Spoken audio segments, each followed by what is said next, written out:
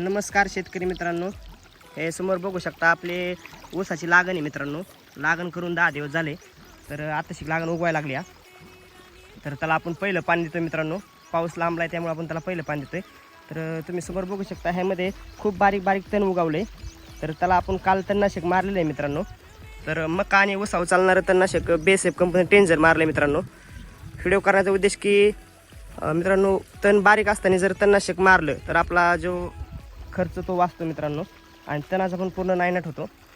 आणि आपल्याला जास्त महागाचं तणनाशक न मारता आपण कमी पैशात तणनाशक मारून आपला रिझल्ट मिळू शकतो.